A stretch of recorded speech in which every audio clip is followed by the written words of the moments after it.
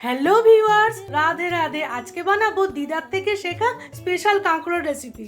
গায়ের কাঁটাগুলো একটু অল্প বাদ দিয়ে এইরকমভাবে কেটে নিয়েছি কাঁকড়োর। চলো এবার রান্নাটা শুরু করি। কড়াই সর্ষের তেল গরম করে কালো জিরে ফোড়ন দেবো।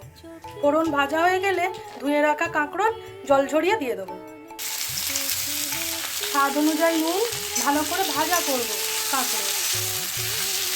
পোস্ত, সাদা সর্ষে, কাঁচা লঙ্কা একসাথে বেটে নেবো। নুন দেওয়ার জন্য জল বেরিয়েছে, জলটাকে শুকনো করে ভালো করে ভাজা করবো। ভালো করে ভাজা করে নিয়েছি।